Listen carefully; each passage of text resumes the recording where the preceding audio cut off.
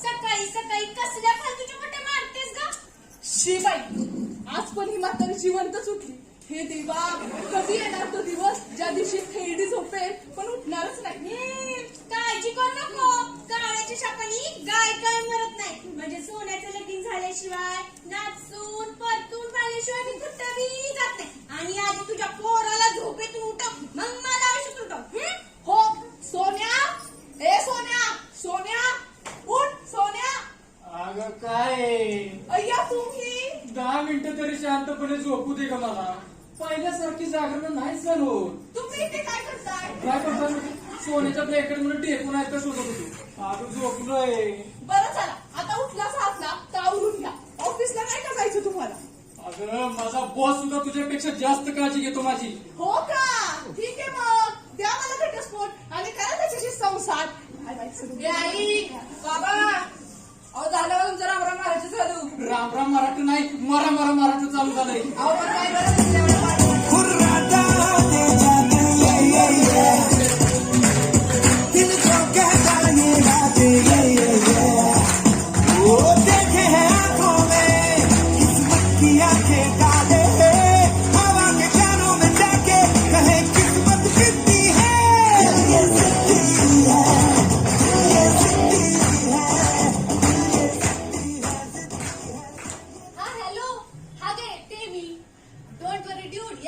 Boxing championship आपणच मारणार. हाय ते पाय बाबा हंबा.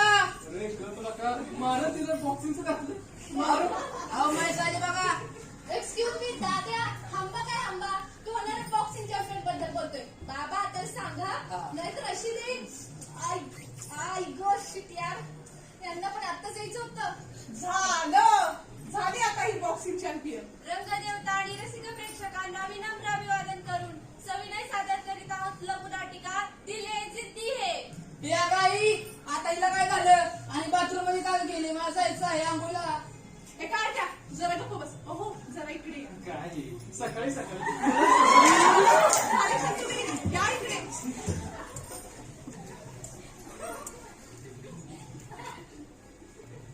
कोण मी जाऊ? मग कोण? मी जाऊ? ए आई, तू कुठेच नको जाऊ, तू माझ्यापाशीच थांब प्लीज. ऐकलं? आता तुम्हीच जावा. अगं मी मेडिकल मध्ये जाऊन ते हे आणू. कसं दिसतं ते? अहो साधं सॅनिटरी नॅपकिन आणायला तर सांगते, मच्छी मार्केटमधून मासे आणायला सांगितल्यासारखं काय तोड करताय? अगं पण लोक काय म्हणतील? तू मेडिकल वाला मित्र आहे का माझा? आणि मी त्याला म्हटलं की सॅनिटरी नॅपकिन दे, तो काय म्हणत नको नको मी नाही जात. आणि त्यात आपल्या भागातील सीसीटीव्ही खूपच ऍक्टिव्ह असतात.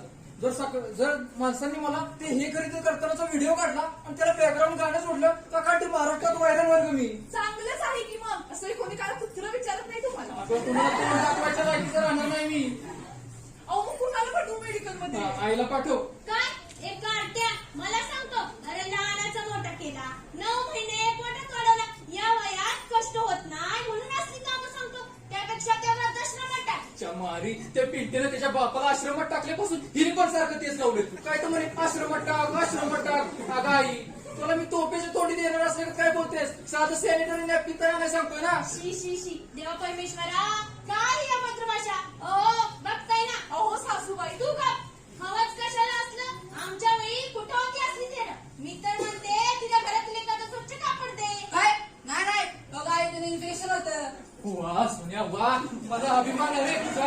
माझा मुलगा आहे पोरा. तोडल्यास मी विसरलो की तुझे 2 विषय बॅकला राहिले. बोल तुला काय पाहिजे? काम कर. हे पैसे घे आणि मेडिकल मध्ये जा. कोण मी? अरे जा की आता. आता काय झालं? नुसतं बोंबला छिंडाय पाहिजे तुला. अगं आजी पण सोन्या राजा माझा लाडका मुलगा ना, तू एवढं पण काम नाही का करणार? बघा आई त्या मेडिकलवर माझे मित्र असतात. ते पाहून मला हसते ना. दुसरं काय ते सांग प्लीज. अरे काळजी करू नको. ते पेपर मध्ये रॅप करून देतात. अगं रॅप करून द्यायला मला सर कळतं ना. म्हणजे आता आपल्या बाबाच नाहीत का ते त्यांची बिअरची बाटली आणताना कसं पेपर कळतच ना. सोनिया मला माहिती तुझे 2 विषय बॅक राहिले. आता तुला काहीतरी खूप त्रास होतोय ग. प्रीती आहेस का ग घरात का गेलीस कॉलेजला? झालं आलीच चटणी तरी म्हणलं सकाळ झाली आणि जर घरादार पुसणं कसं सुरू नाही. प्रीती अगं सुषमा कसं काय येणं केलंस? अरे या वहिनी. सकाळी सकाळी मॉर्निंग वॉकला दिसत नाही आणि संध्याकाळी फिरायला पण येत नाही. कशी दिसणार? आजकाल सोसायटीतल्या भटक्या कुत्र्यांची संख्या खूप वाढली ना. ऑफिसला नाही का जायचं? आजकाल घरी बसून ऐकतं घेणार आहात. हा ग जान्हवी, अगं येते मी, पण एक प्रॉब्लेम झालाय. आई, हा ग जान्हवी, मी प्रीतीची आई बोलते. हो अगं ती एकच होती पण अचानक तिचा तोल गेला. हो अगं दुखापत म्हणजे तिचा उजवा पाय खूप सुजलाय ग. मला नाही वाटत तिला आज खेळता येईल. हो मी सांगते ना सरांना. हो नक्की सांगते. हो ठेवते. ए आई, खोटं का ग बोललीस तू? मला जायचंय ग स्पर्धेला. ओ काकू, तुम्ही तरी सांगा ना आईला. काय ग काय म्हणते प्रीती?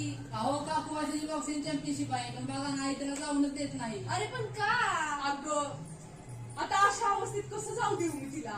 असं काय झालंय तिला? चांगली ठणठणीत तर दिसतेय की. अगं अगं इतकंच ना मग त्यात काय एवढं? हा तर नैसर्गिक प्रॉब्लेम आहे आणि तो कोणालाही होऊ शकतो आणि तेवढ्यासाठी तू तिला स्पर्धेला जाऊ नको म्हणतेस हे चुकीचं आहे. झालं बोलली तूच की एक आते घराबाहेर पाठवशील तर यादच राहा. ए आजी, हे काय ग? मला जायचंय म्हणजे जायचंय. ओ बाबा, मला स्पर्धेला नाही गेली तर मी नॅशनल सिलेक्शन कसं होणार माझं? देवा परमेश्वरा, काय या आजकालच्या मुली मोठ्यांचं ऐकतच नाही. अगं तुम्हा सरांपेक्षा 4-5 वर्ष जास्त पाहिल्यात मी. आमच्या वेळी बायमांचं चाल कुत्र देखील खात नव्हतं. अहो पण आजी काळ बदलत चाललाय हो. तुमच्या काळी स्त्रियांवर बंधन होती, आता तसं काय राहिलंय का? आता प्रत्येक क्षेत्रात मुली आपलं नाव उज्ज्वल करतायत. अगं पण स्त्रिया किती जरी पुढे गेल्या तरी बाय माणसाच्या अडचणीतून झाल्यात काय? आजी अडचणी येत आहेत म्हणून आपण काय शांतच बसायचंय का? बरोबर आहे तुमचं. एवढ्याशा गोष्टीसाठी प्रीतीला मॅचलाच न जाऊ देणं हे चुकीचं आहे. प्रीती तुझा मॅचला कळा.